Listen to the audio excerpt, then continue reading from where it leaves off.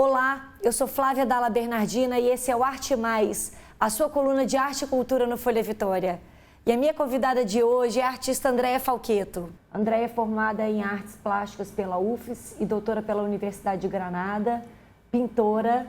Andréia, obrigada pela presença. Eu que agradeço. Que bom. A gente vai começar falando um pouco, Andréia, sobre como que você trabalha a sua obra, assim. Eu sempre gosto de pensar por onde a arte entra na vida da pessoa.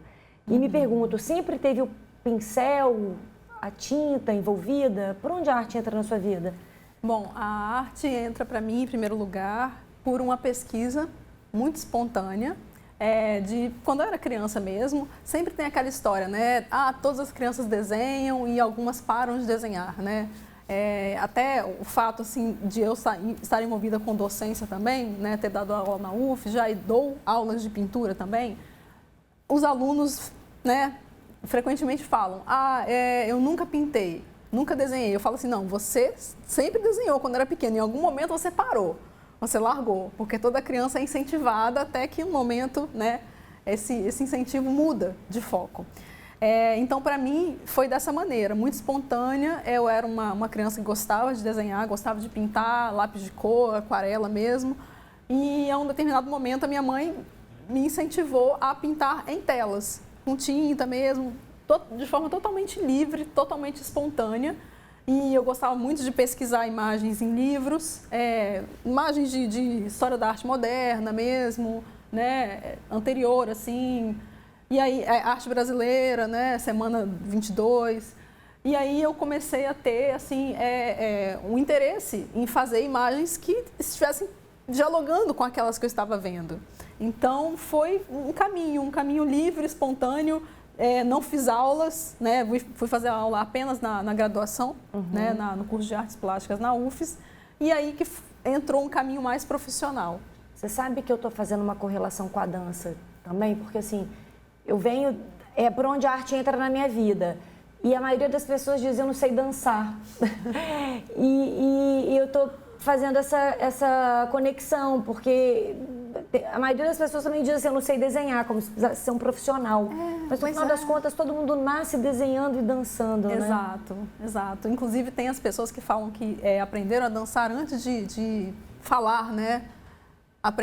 Você se expressa livremente. Antes de escrever, você já aprendeu a desenhar. Exato. Inclusive, a pintura, o desenho, ela é um incentivo motor à criança, né? Essa noção de você segurar um giz, segurar um pincel com tinta, isso vai treinando a sua mão, seu olhar, seu cérebro para essa afecção no suporte. Sim. Então, é algo assim, é uma trajetória, assim como você na dança, né, que tem... Eu acho que é a questão dessa manutenção da arte na vida. Exato. Não necessariamente você precisa ter isso como um meio de vida, uma profissão, mas me parece que é você manter essa intimidade, né, com algo meio primordial, talvez. Sim, eu acho que é você perceber como aquilo ali talvez traduza melhor a sua energia criativa.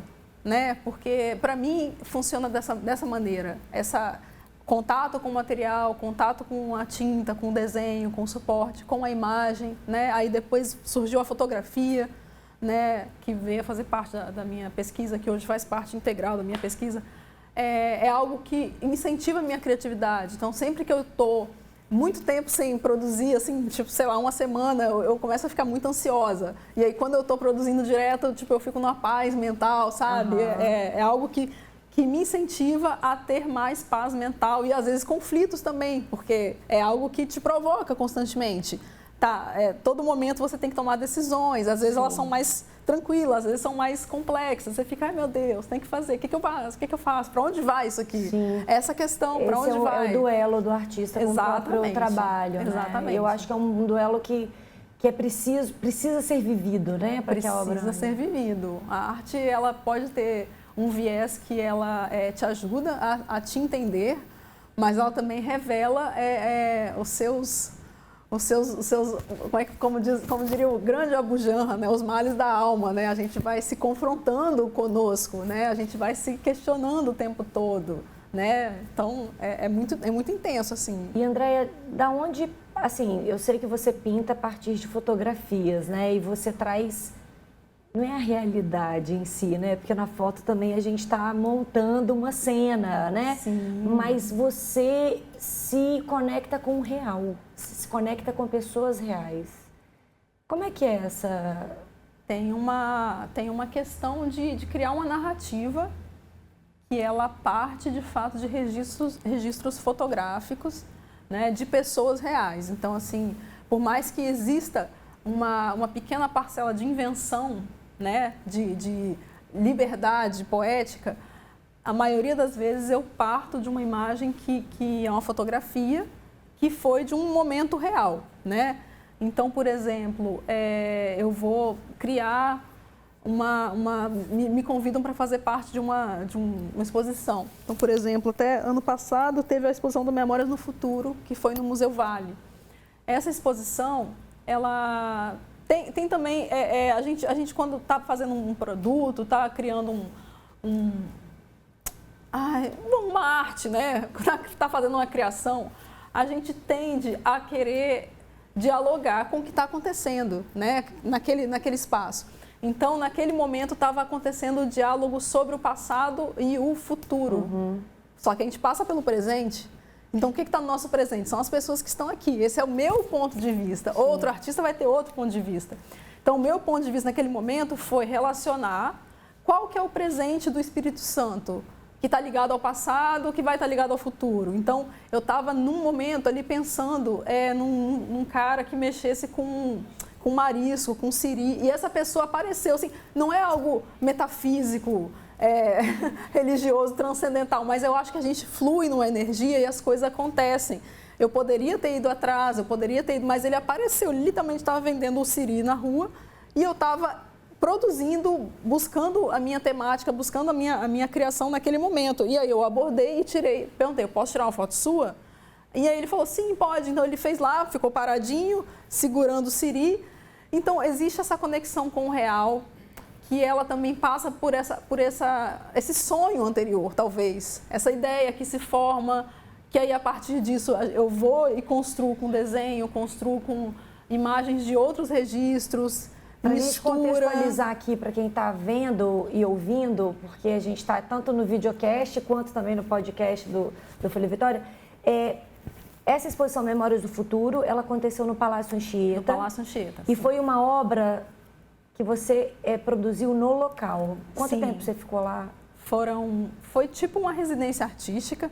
A diferença é que a gente não dormia no local, sim, mas estava indo todos os dias. Eu acho que eu fiquei por volta de 25 dias indo todas as tardes. E eu ficava de tarde até a noite produzindo no local, já ali permeada, digamos assim, pelas paredes do espaço expositivo, né? Então, aquilo ali virou meu ateliê e, por um certo momento, virou algo assim que eu não queria que acabasse, sabe? Porque estava muito gostoso. Você sentiu uma pressão diferente? Não A senti. atmosfera do ateliê diferente do espaço expositivo? Porque uma coisa é pintar no espaço expositivo e outra no ateliê, no recolhimento, numa solidão, né? Eu gosto dessa coisa de ter uma companhia. Então era muito divertido porque todo dia o pessoal que estava montando a exposição, eles passavam por ali e eles viam a nova etapa do trabalho.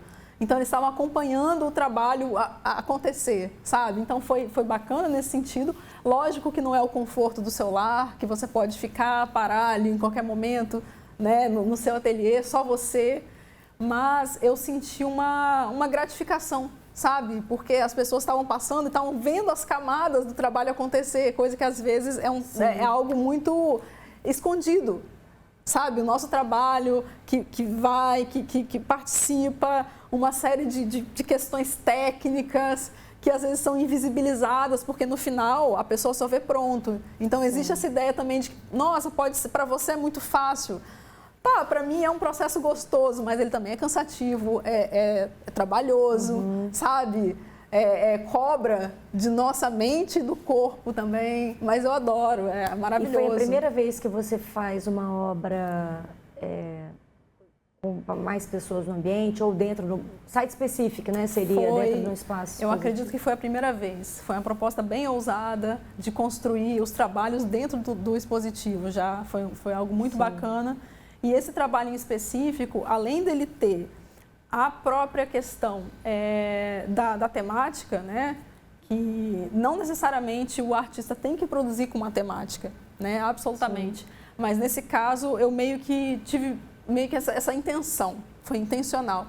Então eu trago a imagem do pescador, né? Que também é vendedor de siri, e esse indivíduo ele está aqui na nossa geografia há quanto tempo? Esse saber, então tem um diálogo também antropológico, né? Desde quando existe esse saber de pescar usando uma técnica de saber o momento de capturar esse animal, qual é a melhor forma de transportar depois esse animal. Então todo esse saber que não é escrito, né? Ele é passado por a moralidade, tradição, né? exatamente, uma tradição oral. Exatamente. E isso espero que perdure, né? Porque faz parte da vida de muitas pessoas, de muitas famílias. Então, misturar isso com essa ideia de futuro, de passado, num momento onde a gente está com essas questões climáticas, né? Para mim foi muito importante. Então, essa tela foi um trabalho super feliz, assim, foi muito bom. E você sabe que daí eu já te trago uma pergunta que eu queria fazer para você, que tem a ver com o seu processo. Porque eu sempre me pergunto como que o artista começa, no seu caso, pintar. Como que eu começo a pintar? Como você começa, você vai por onde?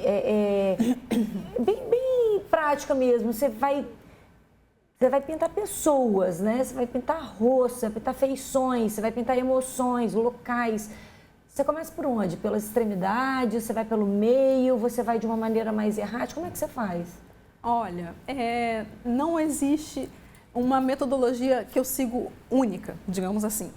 Eu gosto de fazer um processo que vai dialogar com o plano que eu estou seguindo, sabe? Antes de eu partir para a tinta, para o pincel, eu faço um plano, eu faço um desenho. Um projeto. E aí, esse projeto, ele pode ser interferido, não existe necessidade de seguir a risca.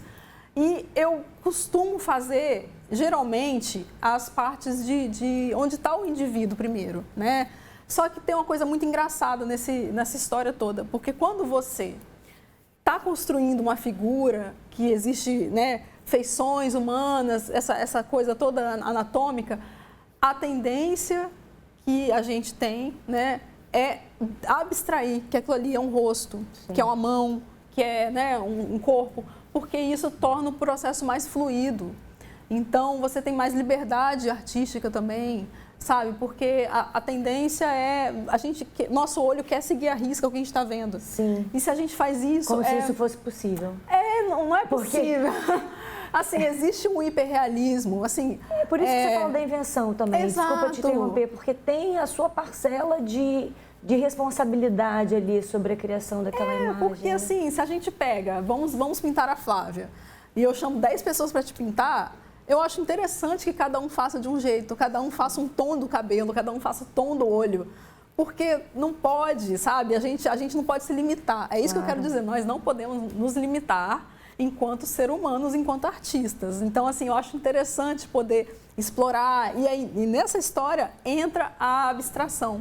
É o abstrair, entendeu? É o ousar um pouco mais, é o criar uma distorção cromática que não está ali na imagem. O céu que não está. Exato, inventar, mesclar as coisas, porque é isso, né? Eu acho que essa parcela que é da imaginação, ela é muito própria da arte, né? Sim. Ela é muito importante que se mantenha. Sim. Eu tenho refletido um pouco sobre os tempos atuais, né? Dentro do que a gente dá conta, né? Dos impactos, de tantas mudanças, é que como a gente vem perdendo uma capacidade de imaginação, porque a gente tem se tornado muito imagético. Então, eu acho que a arte, ela vem comparecer nesse lugar de abrir espaço para que você invente sobre aquilo que já existe, né? E é algo assim, é uma via de mão dupla, né? Porque a tendência é as pessoas acharem assim, é arte, eu posso fazer o que eu quiser. Só que eu vou fazer o que é uma tendência no Pinterest. eu não vou fazer, eu tenho que pegar uma ideia primeiro. Então, essa questão é algo que está, assim, muito, muito presente, principalmente nas novas gerações, sabe? Que as pessoas não estão se permitindo inventar algo que seja bobo, Sim. feio, sem graça. Sim. Elas estão querendo algo que seja maravilhoso, perfeito, uma grande obra. Você pode fazer o que você quiser, mas não pode ser qualquer coisa. Exato, exato. Pode ser qualquer coisa. A arte não é qualquer coisa. Entendeu? Então, assim, essa permissão do feio, do naíve, do confuso, eu acho que a gente também deve se permitir ir por esse caminho, mesclar, entendeu? Fazer voltas, costurar diferentes possibilidades. E André, você tem muitas dúvidas? Eu sei que a arte é um grande ponto de interrogação para quem vê, para quem trabalha com isso, mas para quem faz. Como é que é esse embate? Olha, assim? Tem hora que você fala, vou parar isso aqui no meio, não quero mais essa... Não, no meio não, eu tenho dificuldade. Quando eu começo algo, eu fico muito feliz, eu vou em frente. Eu tenho dificuldade de aceitar o que eu fiz está bom bastante. Parar? Para mim. Não, para mim, nunca tá bom bastante. Você sempre quer continuar um pouquinho? Não, no sentido de que eu acabo um trabalho e falo, caramba, podia ter ficado diferente. Podia ter ficado de outra forma. E aí eu não entro numa vibe de continuar trabalhando. Eu falo assim, vou fazer o próximo. E aí eu entro numa paranoia de querer fazer um trabalho, para mim, dentro da minha continuidade, do meu portfólio, um trabalho que vai ser inovador. Eu sei que esse é um hábito do artista. Eu sei que o próximo trabalho sempre vai ser o melhor trabalho. Ok. Só que eu sinto dificuldade, às vezes, de aceitar que a minha ideia, talvez ela seja bastante. Eu quero criar algo que seja extravagante, extraordinário. E sim, é sofrido, Mas não é isso que te move para o próximo trabalho? De certa forma, sim. Só que aí sempre tem aquele período do vale. O vale da síndrome do impostor, que você tem que se livrar, sabe? Isso é muito doido. E eu, outro dia, recebo, de vez em quando, né? Recebo mensagens, tal, Instagram, né? Pessoas que você não conhece tão bem e tal, vem te falar. Aí o rapaz veio falar outro dia, poxa, eu fiquei tão feliz que eu vi o seu trabalho na Casa Porto. Estava a exposição lá com o Sandro Novaes e o Vilar, né? Uma exposição que foi maravilhosa, inclusive, que ficou na Casa Porto e passou pela casa também lá em Viana, o Casarão lá em Viana. Foi ótimo, foi um projeto super legal.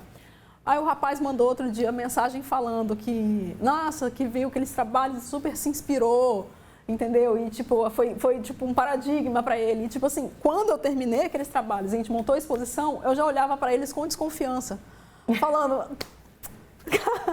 não está bom o bastante, sabe? Então, essa sensação é algo que me persegue, mas eu acho que a gente tem que fazer o melhor possível dessas nossas paranoias. Senão você também não deixa a obra ir nunca, né? Exato. Ela fica ali no seu ateliê. Assim. E também mas a gente tem que fazer o quê? Tem que fazer valer essas nossas inquietações. Sem dúvida. Porque eu acho também que é um caminho do meio, sabe? Assim como no budismo tem o caminho entre o bom e o mal, que não tem, não é 50, não é uma coisa ou outra, a gente também não deve nem cair na sensação de tudo que eu faço é perfeito, maravilhoso, intocável e não preciso mudar nem melhorar.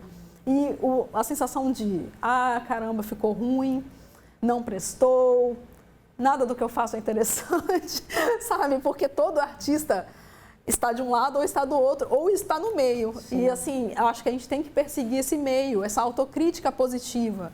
Porque se a gente não tem autocrítica, a gente também não cresce. Sem dúvida. A gente, né? E vamos falar um pouquinho... Assim, todo o seu processo me encanta muito, se deixar eu fico falando aqui uma hora com você sobre por onde você começa na tela, para onde você vai, para onde você para.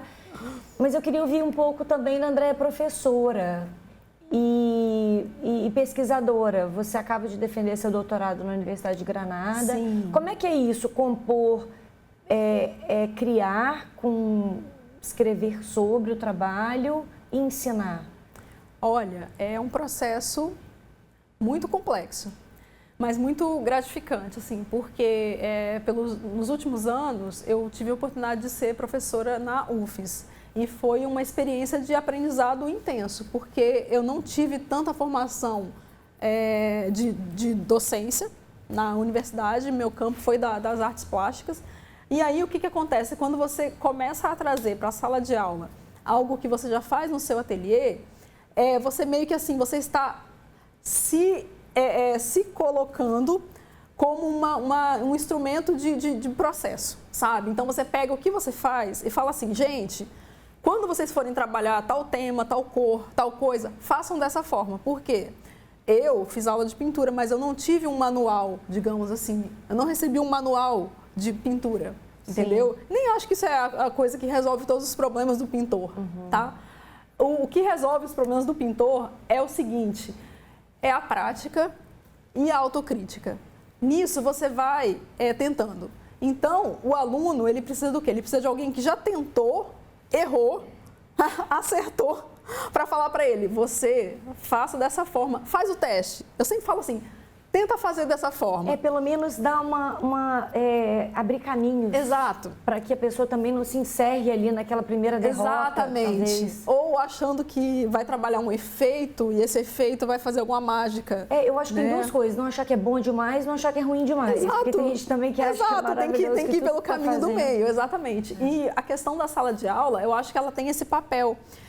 Atualmente eu estou com um curso de pintura, até uma turma maravilhosa, mandar um abraço para os meus alunos maravilhosos.